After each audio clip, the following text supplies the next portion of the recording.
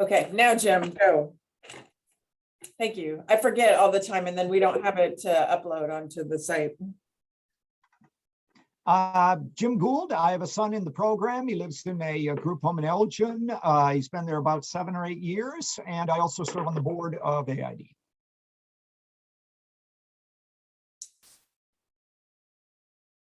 I see Becky, Kathy. you're next on the top of my screen, so go ahead. Okay, I'm Kathy Simpson. I have a son, Kevin, who is at Keeler and has been there for about 7 years, 8 years. I'm not even sure anymore. I think it's 8 years. And we are in the process of trying to open Scylla.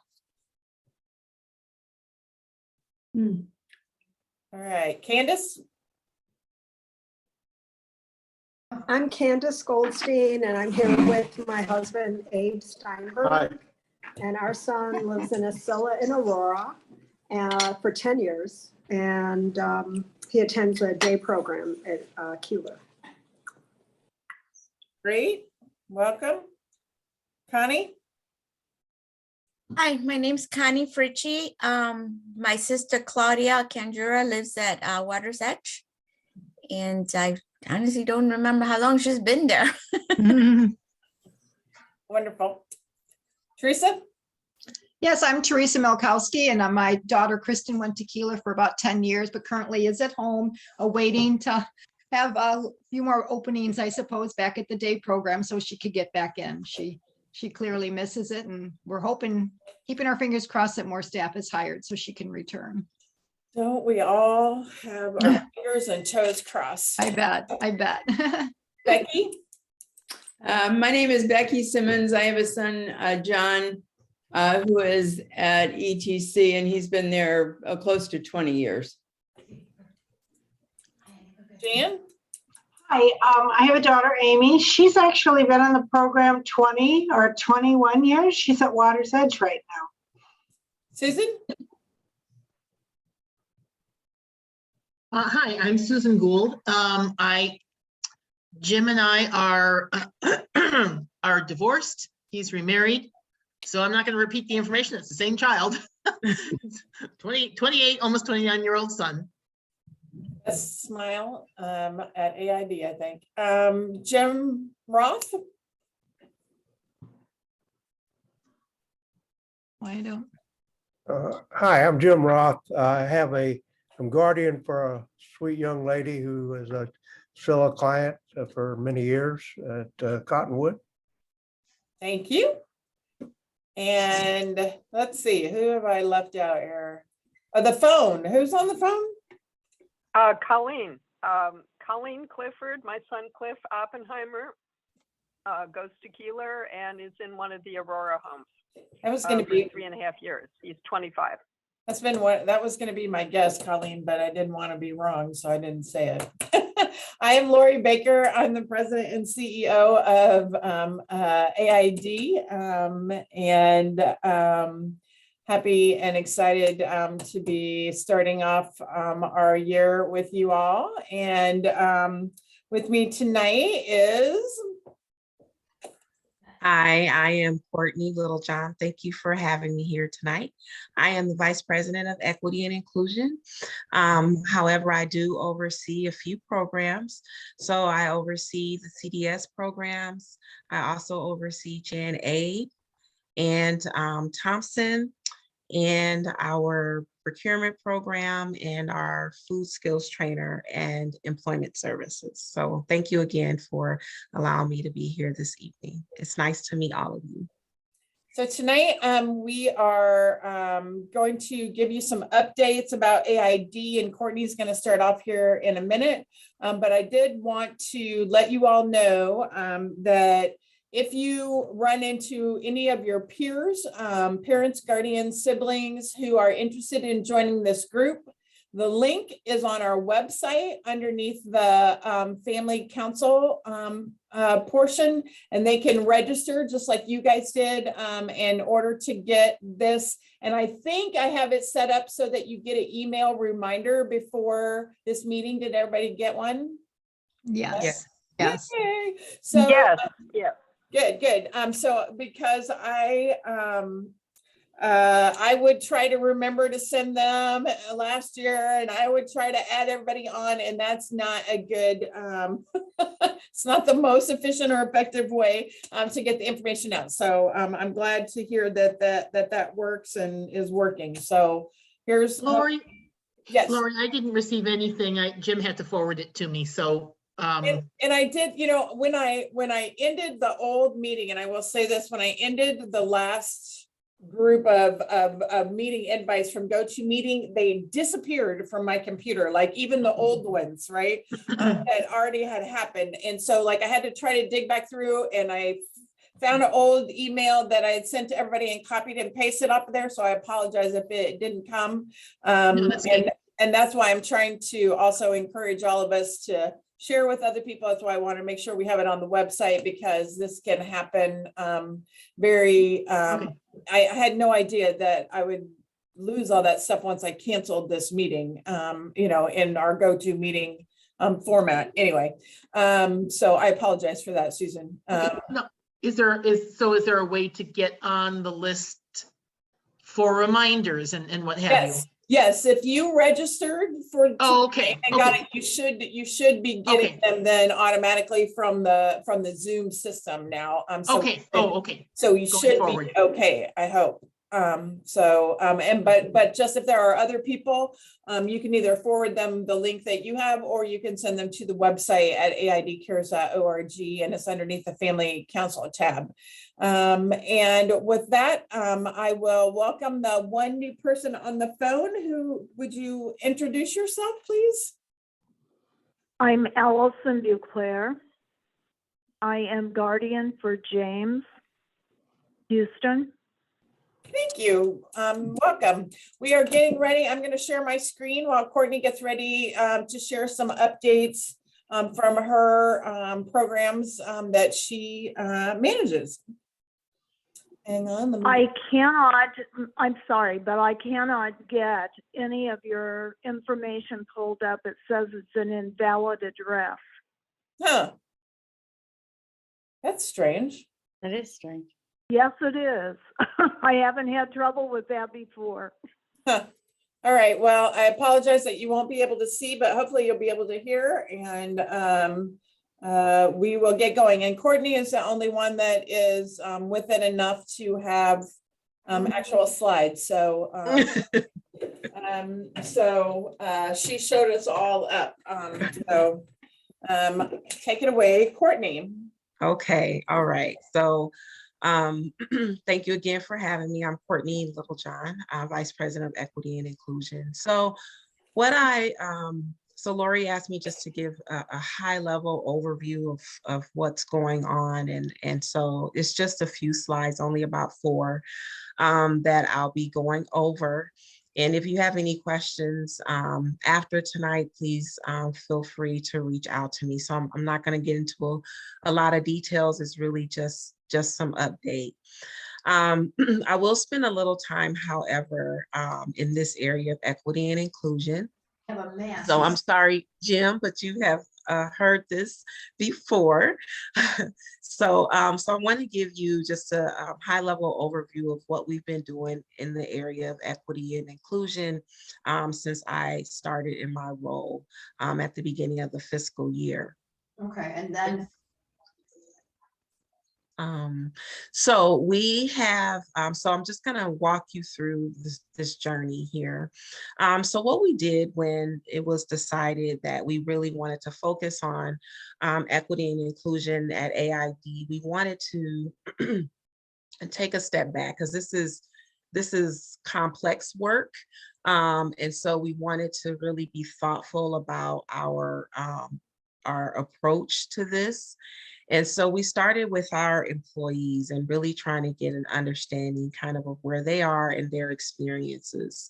So we conducted an employee experience survey, and that gave us a lot of data, excuse me, and things that we learned.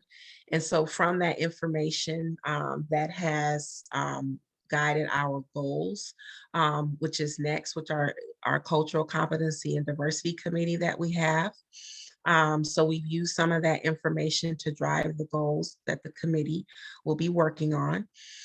We've also engaged the services of David Luna of Luna Consulting, which specializes in DEI work, diversity, equity, and inclusion work for not-for-profits. He's based in Chicago, and he's been very instrumental in assisting me and providing me guidance and expertise in leading our efforts. So part of this is as an organization decides to get into this work, we really need to have a collective buy-in and an agreement as to what does diversity, equity, and inclusion mean to us. So what does it mean to AID? And so what we did, we took all of our levels of leadership. So executive leadership before I was in this role, executive leadership, our directors, our managers. So we took them through, David and I, an exercise of just really walking through some pointed questions where we wanted to get, again, feedback and understanding and clarity around certain areas about this work. And one of them is, what does DEI look for AID? You know, how do we measure our success, if you will? So we spent about 2 months going through that. And from that information and from the feedback that we gathered from the employee experience survey, we then developed our equity and inclusion statement, which I'll be sharing with you tonight. And we're really proud of that, of this statement. And hopefully when you see it and I read it to you, you'll kind of feel it, because it is extremely unique to our organization. We did not take a canned statement and tweak it to fit AID. We really took it from all of the information that we got from leadership, from the different programs, and we built this statement. And so again, I'll be showing it to you in a second.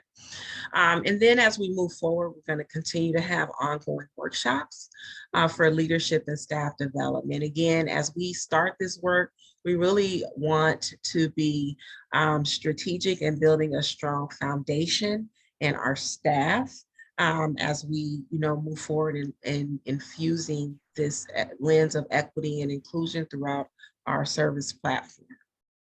So if I could just interrupt for a second, Courtney, I will want to say and let people know that for us, it was very important to create this equity and inclusion statement from our standpoint at AID, because for us, it was not just about staff diversity and equity and inclusion, but it was about our clients, equity and inclusion, people with disabilities, being able to live the life that they choose in the communities that they choose through where they live, where they work, where they play, and where they love, right? So that was probably like a little different than a lot of organizations that might look at equity and inclusion from their workforce standpoint. And while that's very important to us because we have a very diverse workforce, we also really feel strongly that shaping and changing the culture of the organization to look at and understand the importance of equity and inclusion for the people we serve and their communities is just as important as the workforce work. Great, thank you, Lori. Yes, with that, and that's why it's important that we, make sure our staff understand what that looks like as we deliver our services to our clients. And so I wanted to just share one quick example of what we have coming up. So in our efforts to continuously develop our staff, a workshop we have coming up next month in February is that creating inclusive and accessible environments for individuals who are deaf and hard of hearing. And to Lori's point, as we are not only looking at developing our staff through the process, we do have to look at the diversity of our clients and what those needs are and what that looks like, and how do we just start to reshape how we do our work. And so the last bullet point, of course, is client engagement. And Steffi and I actually have been working on a plan that we really want to come into the home. So we have a plan where I'll come into each home and really talk to the staff and talk to the clients, and just really from a grassroots standpoint, just kind of hear, everyone's experiences. And that'll take a while, but that is on our docket to start to do this spring, because just like how we really heard leadership, of course, we also want to hear from the persons that we serve. So the next slide, please. All right. So this is our statement. It's 2 slides long, and I'll just read it to you so you can hear it and really get a feel for it. AID Equity and Inclusion Statement. At AID, we believe that all people have inherent worth and dignity, and we see everyone, all clients and their families, all staff, all volunteers, and all interns as valued members of the AID community. We therefore value and commit to equity and inclusion in serving our clients and in our workforce. What we mean by equity and inclusion. By equity, we mean fairness, which often requires not treating everyone equally. Achieving a fair playing field requires going above and beyond to provide different avenues for different individuals according to the needs of each, and striving to have the best possible outcome for each person. Equity means providing all with true access to safe, high quality services, supports, and opportunities, and recognizing and working to eliminate systemic barriers to such access. By inclusion, we mean welcoming everyone and providing all with genuine opportunities to participate in everything that we do. Inclusion opens up a very wide umbrella under which every difference is welcome, including differences in race, ethnicity, physical and cognitive abilities, gender identity and expression, age, national origin, language, sexual orientation, body size, documentation status, housing status, economic status, ability to pay for services, job status, religious or spiritual practice, recovery status, substance users, thinking and doing styles, and more. Inclusion means taking action to consider and involve everyone and enabling all to get involved, actively participate, and be heard. Inclusion also means recognizing and working to eliminate systemic barriers to full participation by all. Next slide, please. Our commitments. We commit to integrating equity and inclusion into all aspects of what we do, into all our functions and processes, into all our departments, and into how we handle every situation. For us, equity and inclusion will simply be the way we do things. Each of us brings different experiences, privileges, and beliefs to AID, but all of us commit to using our differences to create lives of dignity and purpose with the people we serve and the people with whom we work. We commit to reflecting in all of our service locations and on our board the diversity and needs of our clients and the communities we serve, especially the needs of historically underserved groups. We value diverse perspectives and commit to including all voices, those of clients and their families, and the staff, volunteers, and interns in every key conversation. At AID, everyone will have a voice and everyone will be recognized for their individual capacities and efforts. All staff will be treated fairly, given equal consideration, and provided equitable opportunities to grow in knowledge and experience that positions them for advancement. We know that we are on a journey, one in which this equity and inclusion statement is just one early step. Therefore, we commit to continuous learning and process improvement and to making changes and correcting course as needed. At every point in our journey, we commit to both talking the talk and walking the walk. And so that's is the end of our statement. I hope that you heard the thoughtfulness and the sincerity in that, because these words all came from your staff and your leadership team, which is really powerful, because we're all in agreement. It took us probably a month and a half, I would say, to finally kind of flush this out and really say what we wanted to say. And as the last statement says, we know that this is just one step, towards the direction in which we want to move. It is a journey. It's not something that starts and ends, and it's a lot of work. It's a lot of intentionality behind it. It's complex, but it is something that we value and we feel is important. So I'm just grateful to have the opportunity to certainly lead the charge, and we continue to move forward. So are there any questions that the group has for me? I'll just add one thing while you're unmuting, in that we fully understand that this is aspirational. We do not in any way, shape, or form say that we are on that first slide perfect, right?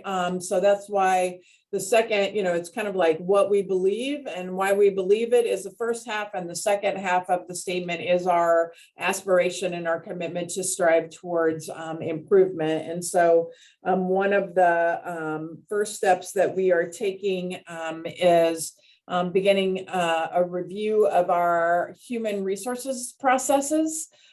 So that's where, much bias can be baked in and you don't even realize it. And so we are looking at all of our processes from, advertising to interviewing, onboarding,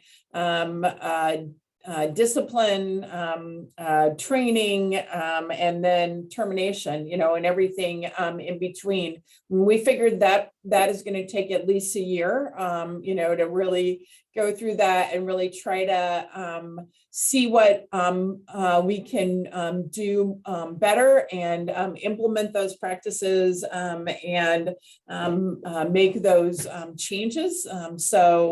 Then we will begin to look at other processes beyond that. So, this is a very long-term, and as Courtney pointed out, the committee, the Cultural Competency and Diversity Committee, has really thoughtfully brought in different trainings and leadership that begins to help staff and, others learn, think, grow, and have some resources and tools so that we continue to, change attitudes, because, we are striving to move from caretaking to facilitating as our role as, service providers to the people that we support across the board, right? So, and that's a mindset change, right? And look at the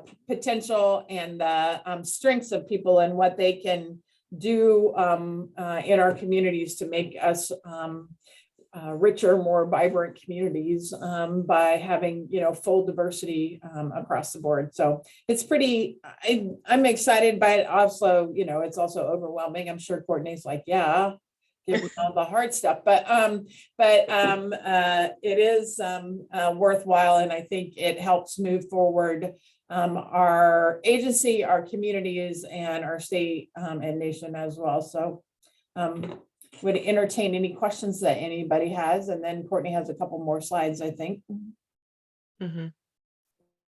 Courtney, this is Jim. I'm intrigued by your idea of how this filters down into, the practicalities of a group home, and you mentioned that. So tell us more about what you guys sort of have in mind as to how this filters down to, the things that probably the people in this council care about most, which is direct care, particularly on the DD side.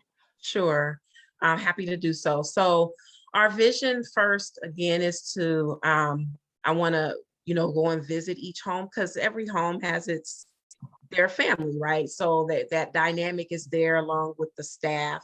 And so just try to understand their experiences and what those needs are. I'll give you a very small example.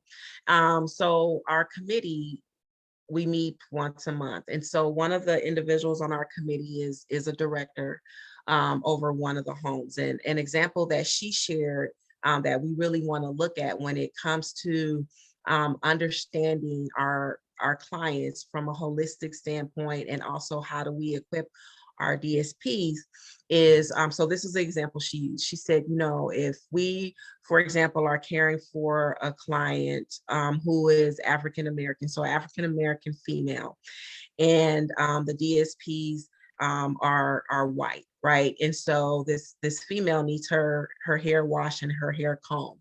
How do we equip those staff to properly, care for her hair? And that may not seem like a big deal, but for her, it is a big deal, right? So it's looking at her as a whole person. And then how do we equip our staff? Because for her, that can be something very, she takes pride in her hair. Before coming to AID, I worked in senior living for 18 years. And so I know how important it was for some of the female residents to still carry their purses and still wear their pearl necklaces down to the dining room, because we're looking at the whole person. And so that's really our mission for this first step, is to go into the homes, and for me personally to hear from those persons that live there, as well as the staff, and how that dynamic is working, how they're communicating, just to understand it a little bit more intimately for me, Jim, so that I can go back and see what else can we do, right? So that we really are infusing that and delivering that service, and looking at each of those individuals as persons. And not saying that we're not, but how do we just kind of shape our minds and think about it and approach it in a different way? So that's how I see from just kind of a first step, which is a big step. It makes us, unique, and really thinking about the individuals that we serve in each of those residences. Yeah, Jim, and I would say, that expands out, and I keep saying that the idea is to be able to help staff open their minds. And so when I first came here and went around and started visiting everyone, we have many staff people who have been here for a very long time, who have been in the same home for a very long time, and have a very parental relationship with the people that they support in those homes, which makes it difficult to be in that caretaker mode to necessarily support a person in all the choices that they might make, wanting to work in the community, wanting to have a relationship with a significant other, some of those things that aren't a part of caretaking, but are a part of a whole life for a person, right? And so trying to open up, all of our minds, because while I love it that somebody says they want to go take care of their babies, that isn't the attitude that necessarily helps a grown adult take actions in their life that they want to take, right? So it's trying to continue to give people time to think, things to talk about, skills to learn, so that we can continue to shape. And I think this is as important for our leadership, across the board too, because they have to make sure this stuff goes through all levels. So, it's certainly not a short-term project, but and isn't super easy to do during a pandemic. But I think that it's very important if we want to continue to grow as an organization and serve people in the ways that they wish to be served, and the ways that family members, and friends wish to have their loved ones be able to live their lives, right? Yeah, I really like, Lori, your language of trying to shift from a caretaker mentality to a facilitating mentality. You know, and of course, the trick is how do you infuse that down through the organization? But, you know, an agency like AID never will get started in serious on that unless there's this idea set that you guys are now throwing out with a document like this. So I think it's a great first step. Any other questions from anyone else? Thanks, Jim. I had a couple things. Sorry if there's background noise. It's David on his iPad.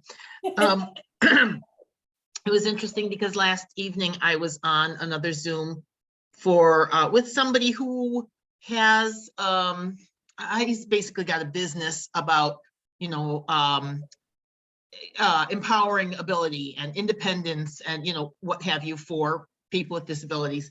And in his particular case, he's been working with his sister and, you know, what have you. But he talked about that caregiver approach versus what he called the coach approach. And I kind of like that because it's like, yeah, I mean, what do you do as a coach? You don't step in and do things. You are there, you're watching, you're encouraging, you're, you know, all of that sort of thing. And I thought, I really like that. And obviously, you know, Jim and I have talked at length. And so Lori, yes, your terminology really caught my ear as well. And I really appreciated that. And so I guess based on that, and this is for Courtney and Lori, what can or should or whatever we as parents be doing to help this process, to help, you know, in what way, you know, as those that support our loved ones, and, you know, how can we help? Yeah, that's a great question. Lori, I'm sorry, I didn't mean to jump in.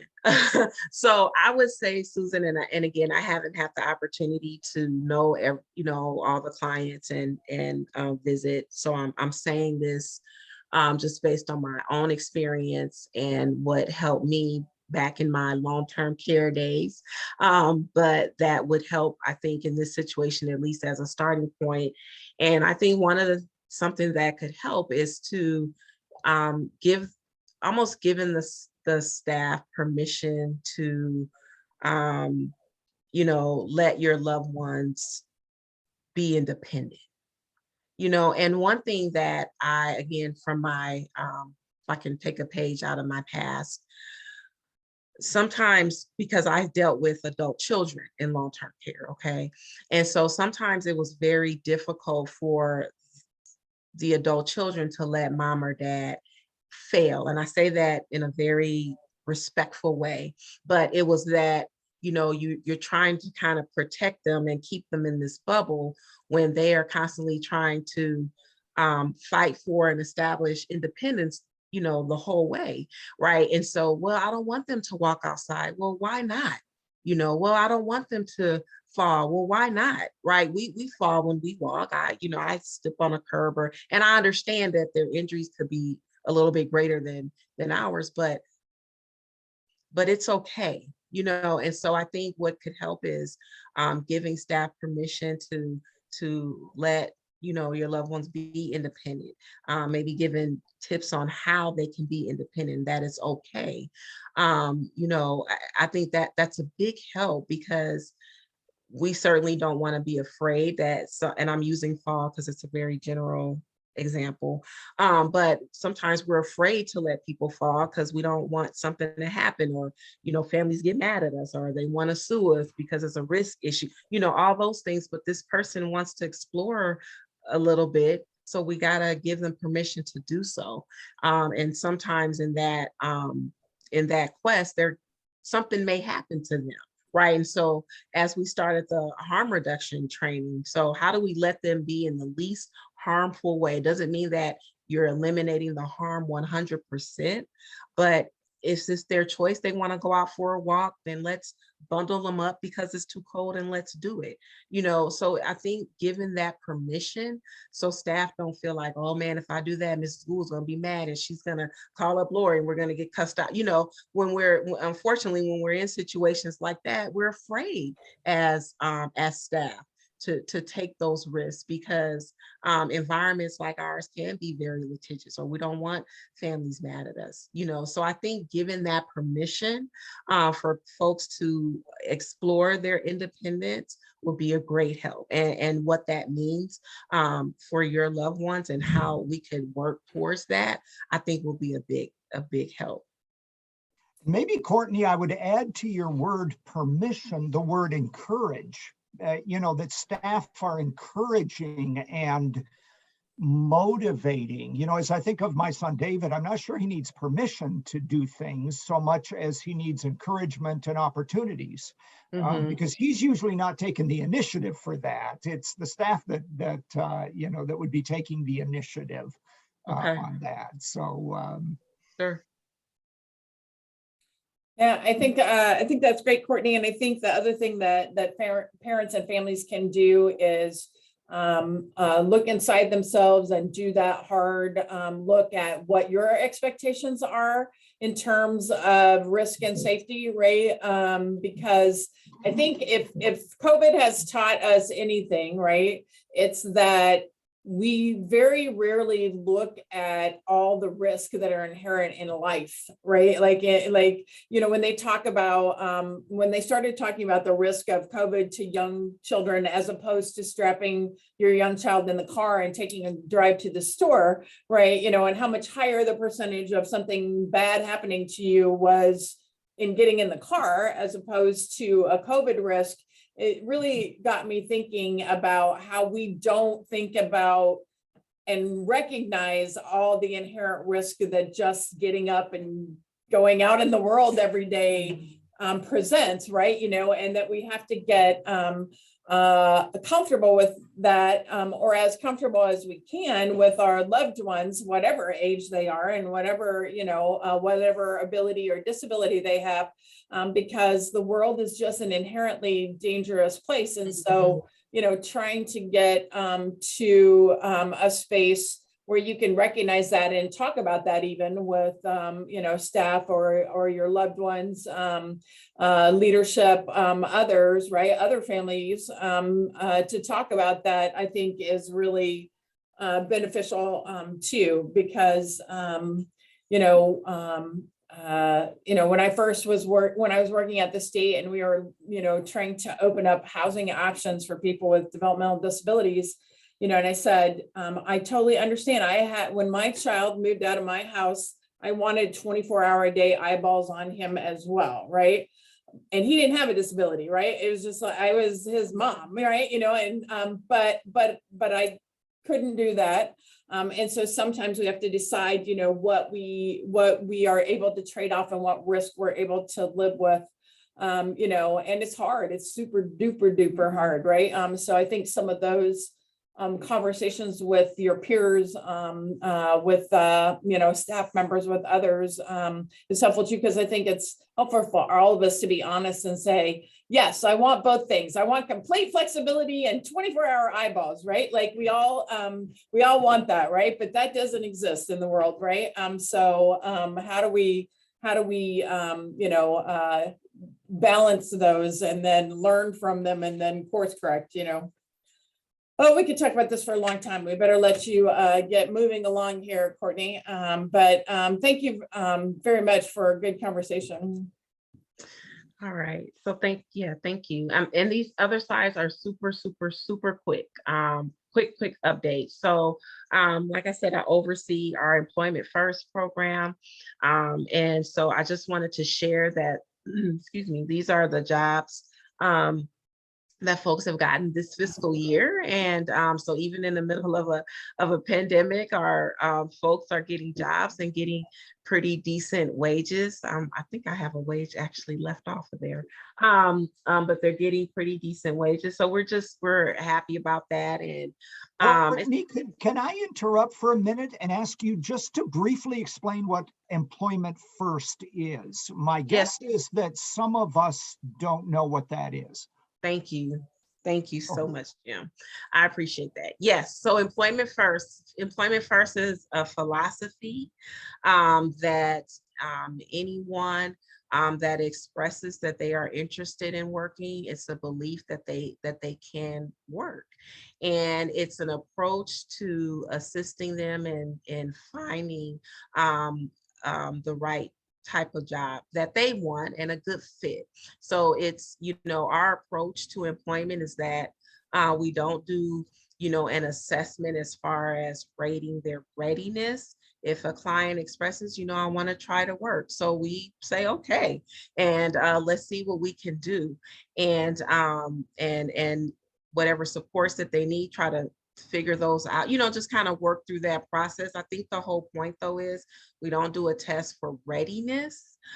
We mostly just do I would say a gathering of information to understand their interests, to understand their skills, education. We even have a question, what don't you want to do?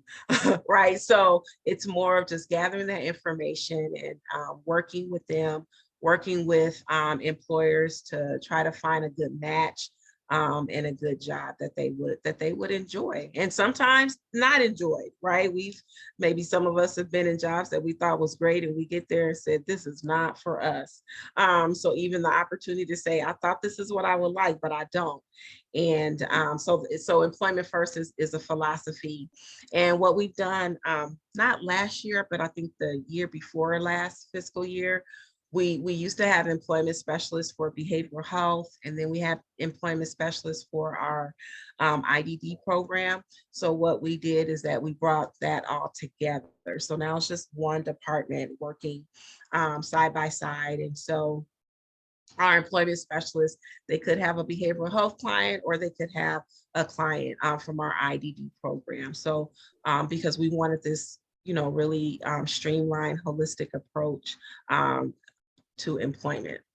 And part of it is that's really different for the developmental disability side. Well, really for any person is that we aren't saying we have 12 janitorial slots that we're going to put you in because that's the job that we have to fill, right? And I hate sweeping and mopping and cleaning, and I don't like second and third shift, and that's when janitorial is. It's about really looking at the person's strengths and interests and then finding the right fit for them. Sometimes even developing a job within an organization where we have, within an employer's, where we have contact to say, hey, do you have some functions that are X, Y, and Z, whatever these interests are, that are within other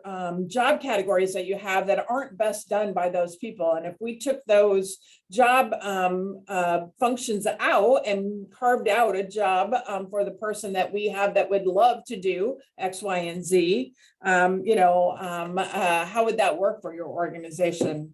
So it's just really very person-centered. Yeah, thank you for that.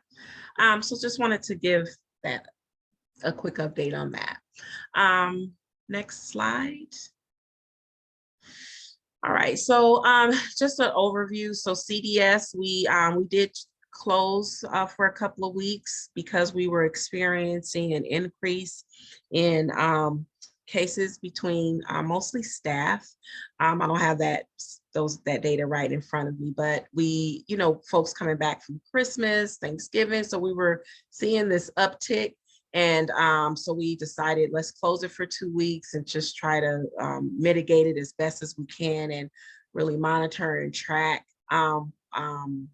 contact tracing and things like that. So we opened it back up to our clients on the 26th.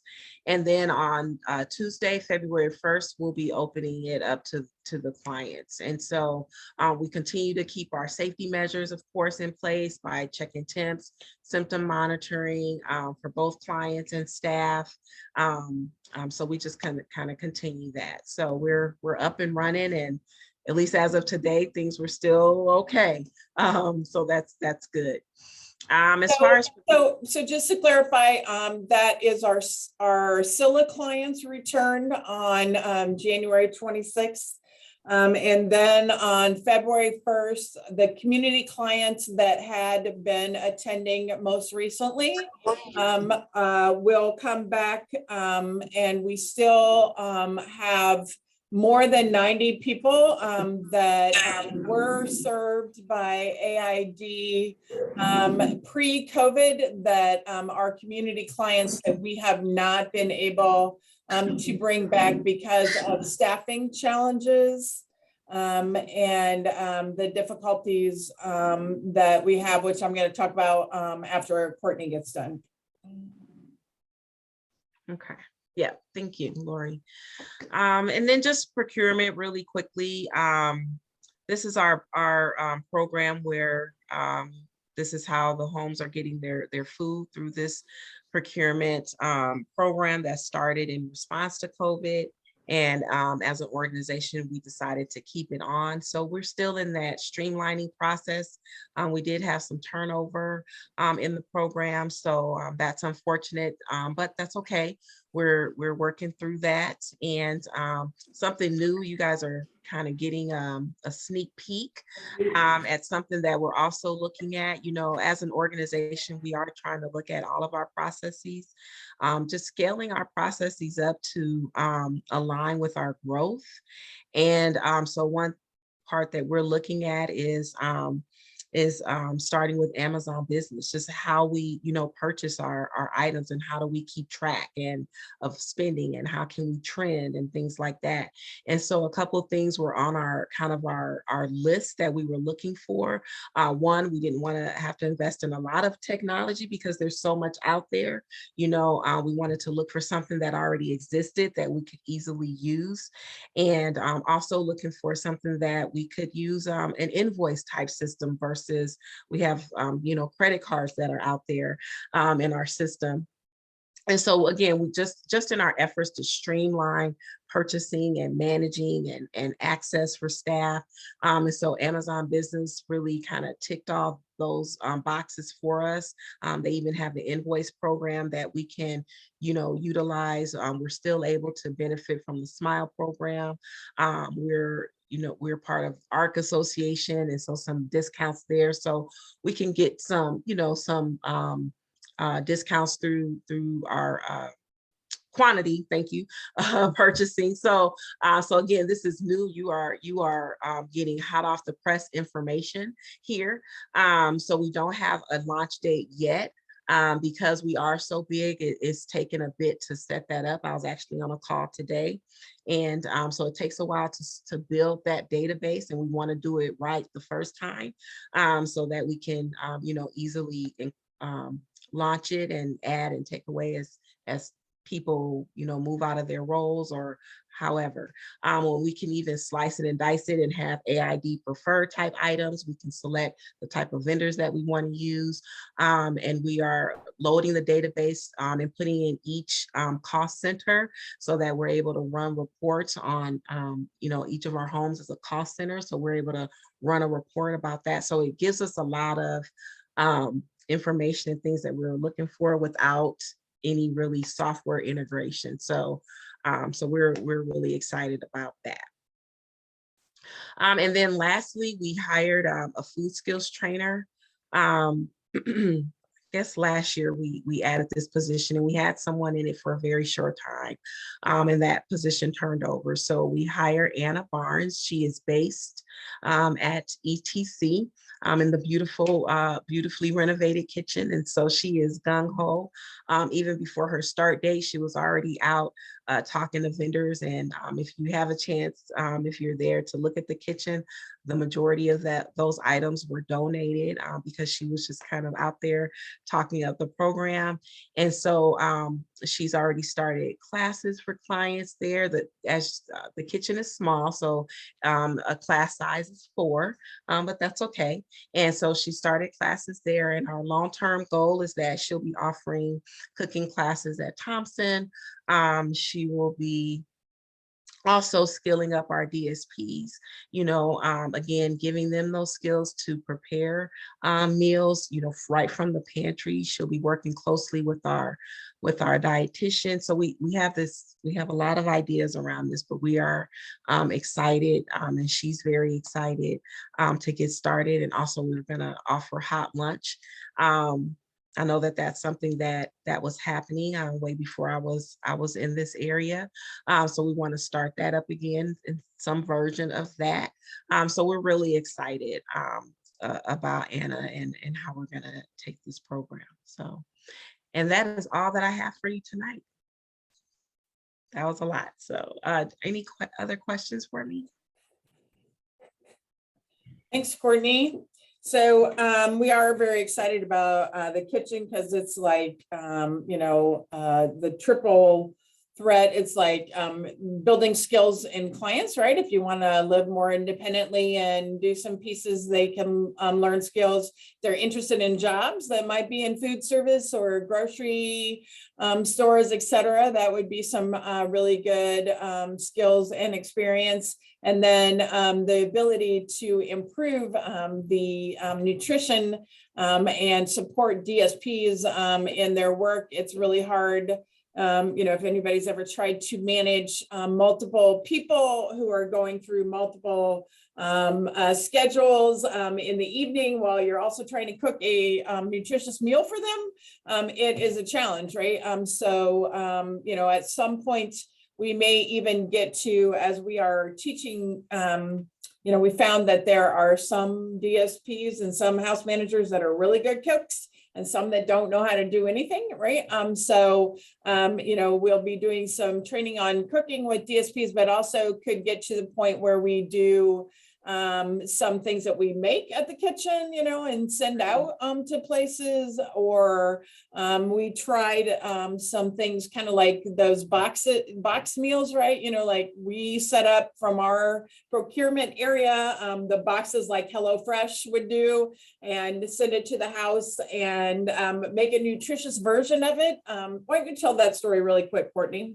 Sure. And before that, we did these last couple of weeks that we were closed. Anna did make meals for a few of the houses, made breakfast and dinner for them just to pop in the oven. I think they had goulash one night. I think they had taquitos and burritos one night, but she made it all from scratch.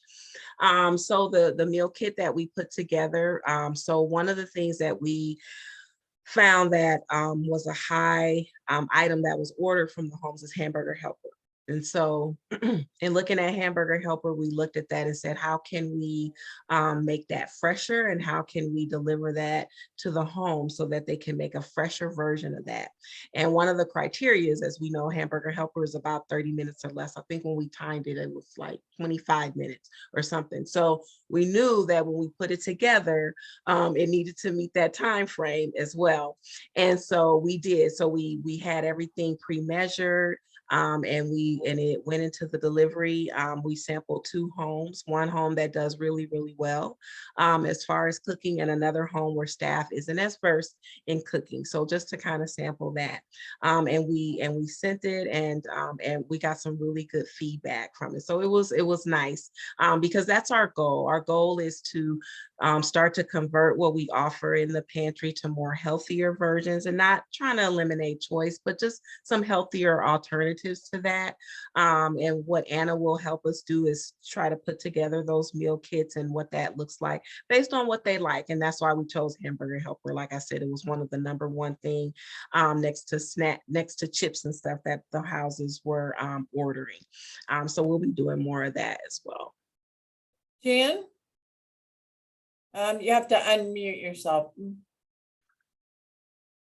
Am I unmuted? Yep. Okay.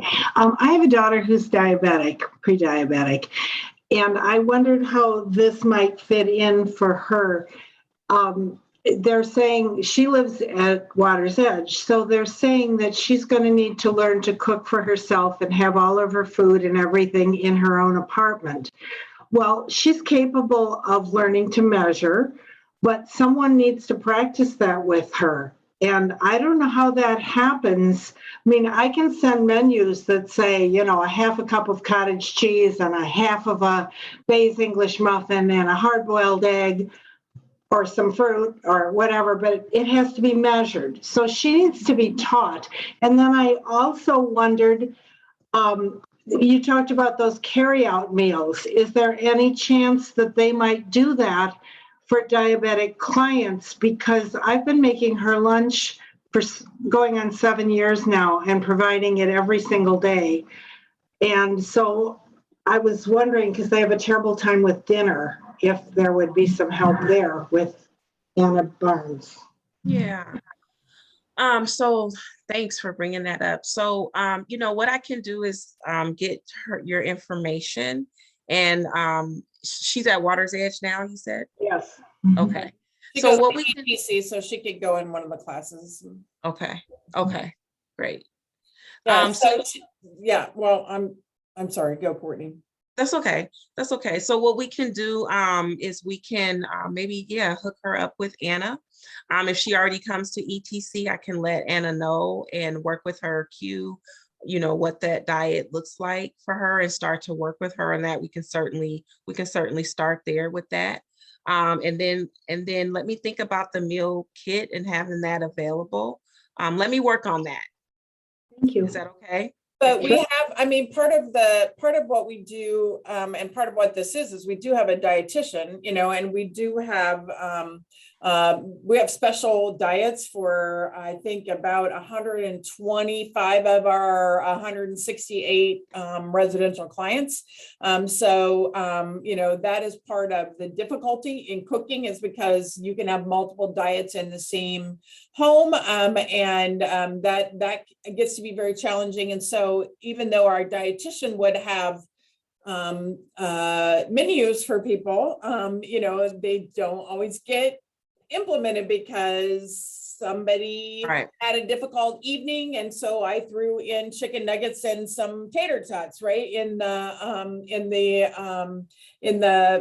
oven. So we're trying to work through how we can, you know, best support you know, good nutritional eating that still offers, you know, personal choice and supports people in that. So we are working towards things, Jan, and I don't think we are definitely not where we're like in the smooth flowing system where we have all these meals that we can send out to people, but we're on our way. So we're working towards it. We're trying. Thank you. Becky, you were going to say something. Well, my son lives with me, but he eats at ETC, and I have the same situation. He's diabetic, and I measure things, but he's also gluten-free. So that he's on a gluten-free carb count diet. And so I just wonder if there's any opportunity he might be able to buy a meal at work. In 3 years. No, hopefully not 3 years, but not in 3 years, but there's so many gluten-free stuff now. It's a little bit easier than it used to be. But I think that's definitely something that I see Courtney writing down is meal choices. And I am diabetic myself, so I would be very happy to have a diabetic offering that I can go buy as well. Because I don't like to pack my own lunch, let alone anybody else's, right? So these are good questions. Thank you very much. And I thank you for being kind to us as we, you know, slowly move towards, you know, improvement at a time when it's very difficult because of all the different challenges that are in front of us that I'm going to talk about in a couple of minutes here. Any further questions or comments for Courtney? I have a quick, kind of strange question. Is the use of crock pots allowed? I don't have an Instant Pot. I hear that's wonderful too. Or is that sort of thing allowed in the houses? Do you know? It is. Okay, I know, I can't imagine it would be crazy in the morning to try to put something in there, but it's just a thought there. That No, would we go. do, and we do have recipes that are for that, and we have looked at ways of doing that. Obviously, you don't want to do all your meals on that because they get to be kind of the same, and you can only cook certain, I mean, you can't get anything crunchy out of a, or whatever out of but they're definitely a good step. And in fact, it's been more than 2 years ago now, we started a program where executive leadership was going one night a month. Each of us were going to one of the solo homes and having dinner with everybody, because we were trying to, really connect with clients and staff and see what kind of things people were eating in that as well. And the first one that I went to, it was a crock pot meal it might have been Italian beef, with in the crock pot, and then they had some other sides as well that they warmed up. But so it does get used some. I just think I think we have a lot of people that don't know how to cook. It's just true. And so a DSP's job is as hard as a mom's job, where you're a chauffeur and a cook and a counselor and a, recreational specialist and all of the different things that you have to do as parents, and so that's why we're trying to do some of these things to make it easier, so that I'd rather you were spending time with the people that you're supporting than cutting up, vegetables, even though vegetables are important, right? Good question though, Susan. All right. Thank you very much. This is Jim. I turned my camera off because my system was freezing. I've got a broader question, Courtney, about the future of the workshops. That's a question I've heard from parents about, is just sort of wondering, what is the future of the workshops, both given COVID as well as the settings rule, which is going to require decentralizing of service settings as of next year. And I'm wondering if you can, speak to that a little bit.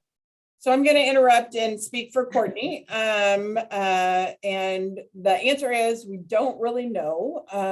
We are working towards, and have been for many years, our community day service locations have been shrinking in size, and that's not been because we've been serving less people until COVID, but because we were getting people out into smaller locations, like our STARS program and our Batavia program, and some of the other areas that were small, and getting people into employment, having people do different things. And so when we came back from COVID, we brought back, and I know this led to some consternation for people, but we were having less and less production jobs to do. And so when we came back, we brought all the production jobs just to our Aurora Thompson Center, because that was where we had the most. And we really didn't have enough to keep trying to keep both the ETC O'Shea Center and the Thompson Center going with the production jobs. That has dwindled a lot over time. So we've been, kicking around a lot of possible things. We're, hoping to see some more from the state in terms of, what they're going to pay for and what they're going to expect, because that makes a difference in what we're able to do.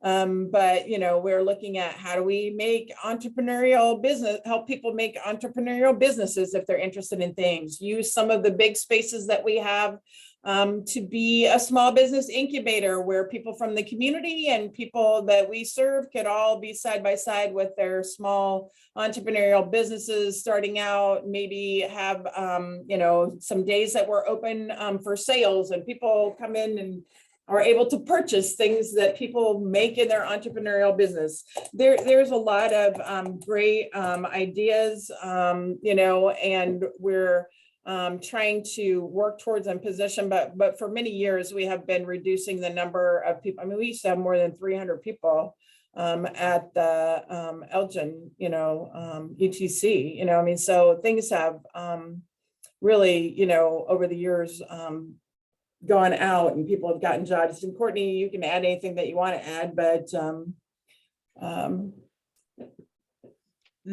that's about it. We're just trying to look at what makes sense to do with what that'll look like, what would day program look like, and some of that be incorporated into that. We talked about like going to on a cruise ship, right? You have different stops and different things that you can do. So we've kicked around some ideas, but we have to wait and see with that. I think one of the things that we keep, and I know that I and other people have kept reminding the state and other folks, is that one of the functions of day program is socialization, right? Because we very often have clients that we support that work in the community and still want to come to day program on the days that they don't work because they want to see their friends, right? And we're very aware of that. So, pre-COVID, we were trying to figure out, other ways we could facilitate, everybody's always so excited when we have the dinner dance and it's only once a year. I'm like, why don't we have a dance every Friday or, every month, or, you don't have to have dinner. You don't have to, we have big open spaces we can have a dance just like you can have at your high school gymnasium in our, and people would love it. And it'd be an opportunity to have, so as we can hopefully open up, sooner we can do some things like that. But I think that's one of the, challenges around community day as well, is the idea of the reality is that even when people work, they don't necessarily form really strong friendships when they work in the community. And I wish that weren't the case, and that isn't always the case, but sometimes they have grown up with and gone to school with and gone to CDS with, the same people for, many years, and they have really strong friendships. And so, we have to keep trying to balance that as well, right? And how do we, open up, more activities to do outside of the physical place that we are, but then also have socialization opportunities as well. That's not a really good answer, Jim, but it's the best we got at this moment. Hopefully a quick question. I know there's the STARS program in Aurora. Is there a STARS program in Elgin, or is that a thought? So STARS is a with special rec, and it's a different special rec in Elgin. And we used to have 5 locations, and I'm trying to pull out of my brain where they're all at, but I don't. We have one in Elgin. There's not one in Elgin, but part of what has happened with STARS, and we actually have closed a couple. I'm trying to look at my cheat sheet here of STARS programs. So we had like 2 in Aurora. We had 1 in Batavia, 1 in Sugar Grove, actually 3 in Aurora, and 1 in Sugar Grove and 1 in Batavia, several, and 1 in York. No, not Yorkville, but we actually had closed a couple of our STARS program when we came back from COVID, because the size of them weren't large enough to be able to have the space between people that you're supposed to have in order to have enough people to pay for the staff that it took to support and do the work. I think that's one of the things that we'll continue to look at is where can we do other small locations, in other places, and on the model of a STARS, but maybe even, more, volunteer, maybe we'll have different kinds of focus, right? Because STARS is about recreation, maybe there's volunteering and community, community support groups, and maybe they're, whatever. I think that's part of what we'll keep exploring, so people could do different things. The other way that we've also kind of thought about, some CDS offerings is having it almost be almost like a college or a high school, where this morning at 8:30, I go to this area and do my cooking class. And then at 10:15, I am in, volleyball. And then, I have lunch. And then at 1, I go to, make some crafts if I'm interested, and everybody might have different things that they're involved in some smaller locations as well. So again, we have a lot of great ideas, and hopefully the surge continues it's a downward trend, and its baby sister, as Jim told me today, does not get any worse and makes us go back up. But I was like, Jim, I'm trying not to think about any other variants at this point. But anyway, so that was a long response to your question, but there's lots of potential, and lots of things that we would really like to do as we're looking at it. And unfortunately, a lot of it has to do with, what are they going to pay us and what are they going to expect us to do, from the state level. And there hasn't been a lot of great guidance, but. All right, I'm going to tell you a couple of things, and then we're going to get off here because it's 8:14 and it's late, but I just wanted to let you know a couple of updates from Stephanie. Thank you very much, Courtney. A couple of updates from Stephanie Norwood, our Vice President of IDD Services. So on February 1st, on the residential side, we will be returning to recreation and visiting. Yay! Our COVID procedures are still in place, including visitor screening and the precaution agreement. And all AID staff working with clients is wearing a surgical mask or a N95 mask. We are converting our medication closets to electronic keypad locks. We continue to have large staffing challenges.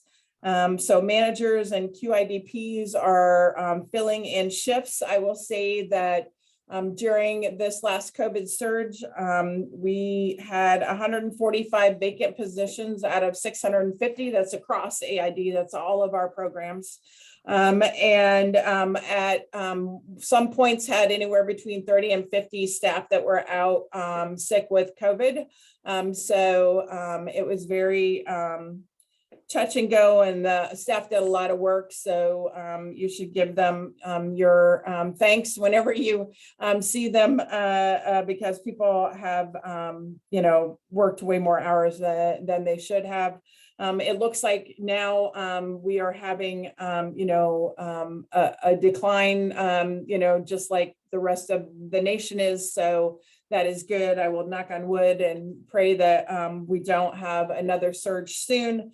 We just had some of we've been doing on-site job fairs, and we just had some good ones. We actually just hired 9 new people, which is great considering in December we only hired 12 across the board and lost like 22 people who left. So I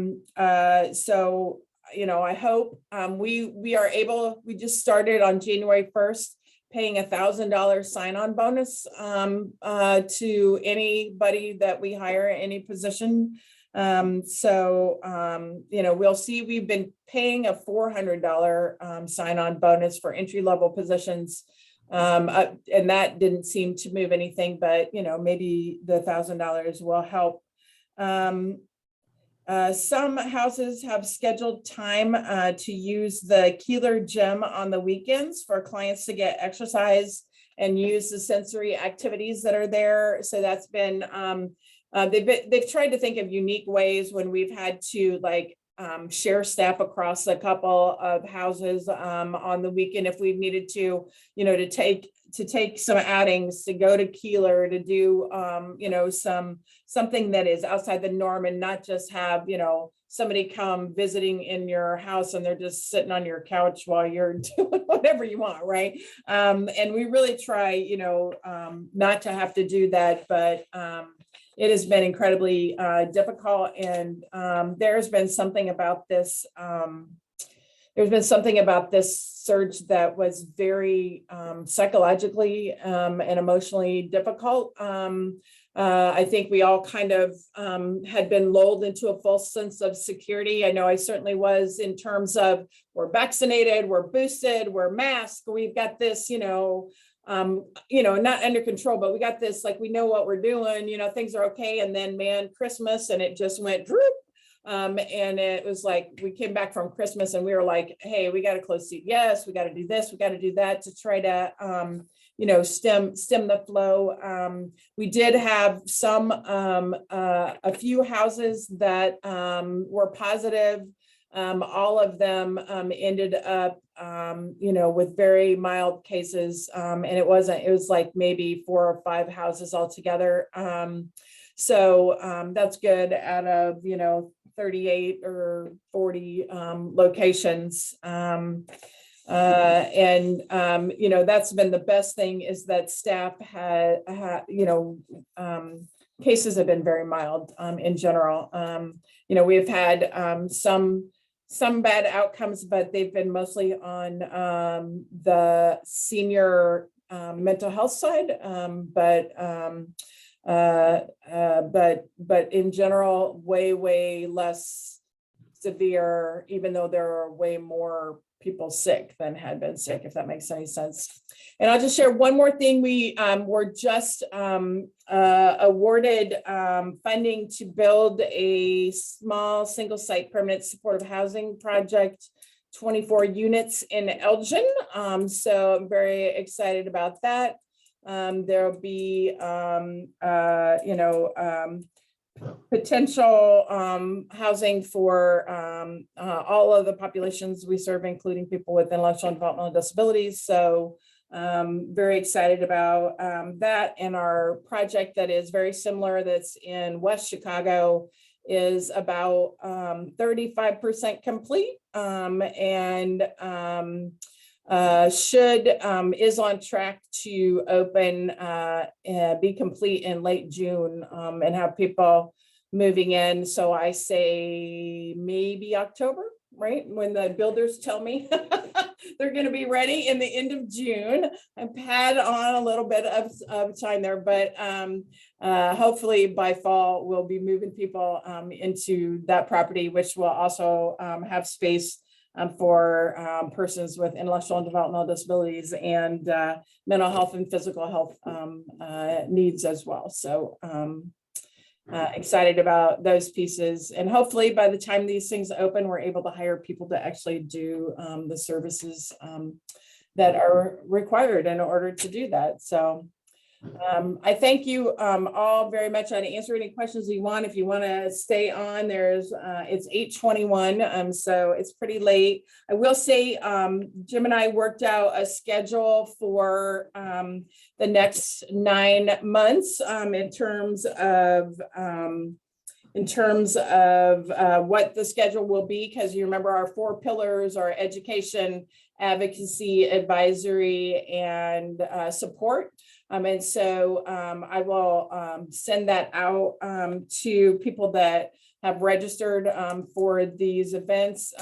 We are getting people confirmed for each one of them. And in February, we are going to do advocacy and have an advocacy discussion as the state is working on the state budget. So there are very important advocacy steps to be taken by all of us to ensure that you know, we continue to shore up the system and get it to a place where it can move forward in more innovative ways than it is able to at the moment.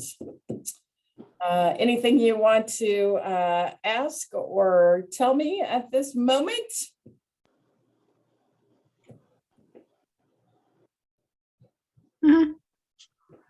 Teresa?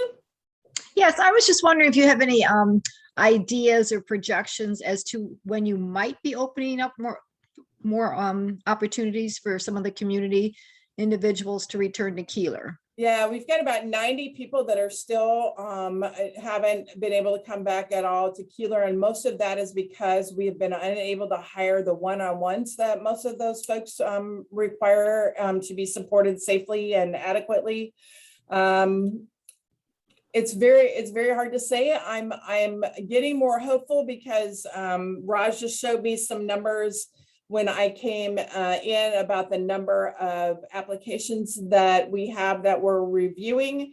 Now, I have heard anecdotally from some of our directors and people that are, trying to instantly call people and get them in for interviews that they have, we might have a lot of applications, but then people don't show up for the interviews, but for a while we weren't getting like any applications. So hopefully maybe this means, if you get, I think they said out of 6 applications, we had 1 person show up, and then that was in Aurora, and out of 6 applications in Elgin, we had like 2 people show up. So, I guess if you got more applications to choose from, your chances are better to hopefully hire somebody. Right, out of that group.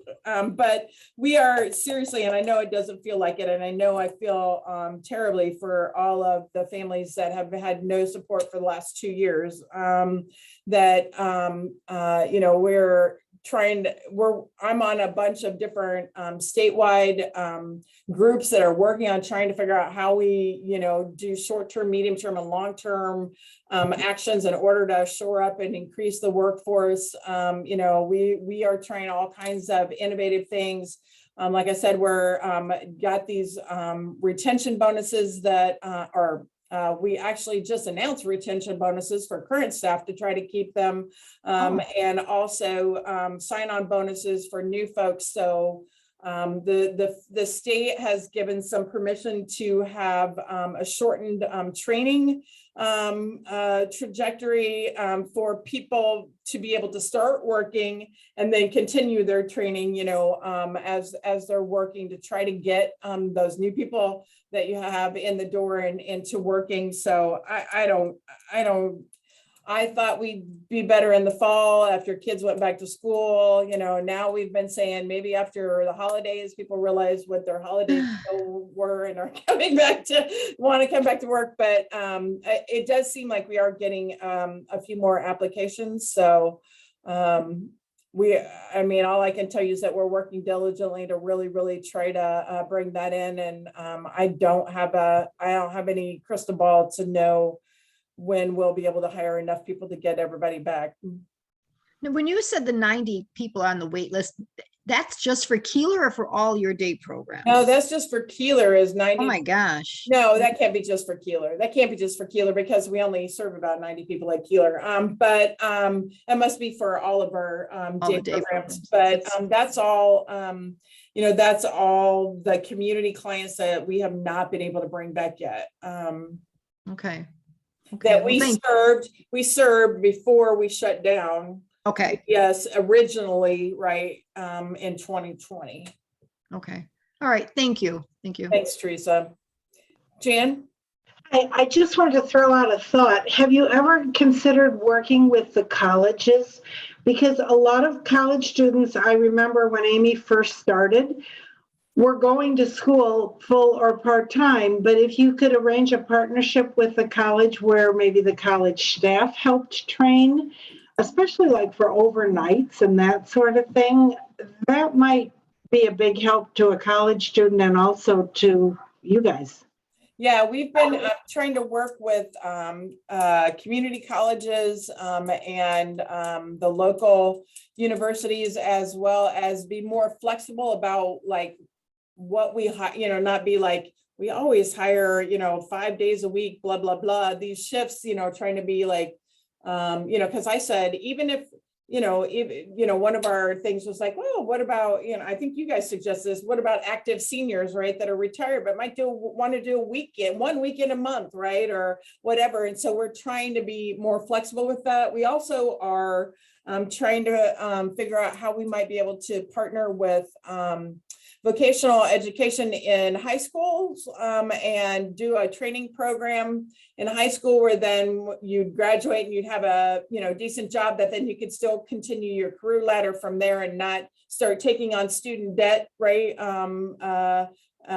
When you first get out of high school. So we are trying to do all those kinds of things. They're all hard to do on top of trying to live through COVID and make all those decisions as well. But we're working on it, as are a bunch of other people in the state. It's not just us, right? There's a lot of people that are working on these different ideas. And the division, I was just on a meeting today, the Division of Developmental Disability has a work group that I'm on that is working on workforce, and they're trying to think, all kinds of strategic ways, right, to be able to figure out different things you could do to alleviate the burden, ways that you could support, people that need less support so that you can use those, that workforce to, shore up your folks that need more support, et cetera. So there is a lot of stuff going on, but any ideas you have, shoot them to me in an email because we are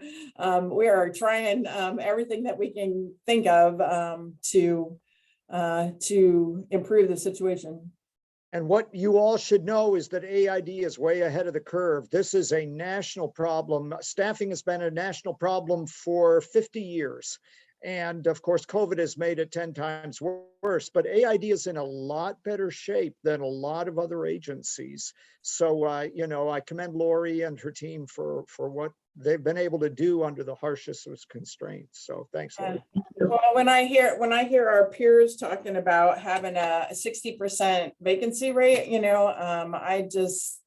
I don't know how they do it, because ours is actually much less than that, and it's really hard. So at one point, one of the calls we were on in January when things were really bad, and people, we had a bunch out. One of my peers said they had 87 staff members test positive in 2 weeks' time, and I was like, okay, I don't feel so bad about our 30 staff members, when you have 87. So some of those things help get you to the next day, right? When you are ready to give up. Well, I thank you guys very, very much. Please talk to your peers. I think I will have the Resource Development Department on a Friday focus, put this out, to all of our email lists to make sure that, as many parents and guardians as possible know about this opportunity. And we will see you on February, I think it's February 24th is the next one, and it will be advocacy focused, and we will have Laura Anderson from Winning Systems and Kathy Carmody from the Institute talking to us about basically state advocacy around the budget mostly. Thanks, you guys. Thank you. Thank you, everybody. Thank you. For showing up. Have a good night. Thanks, Lori. Stay well. Appreciate it. Thank you. Appreciate Thank it. you.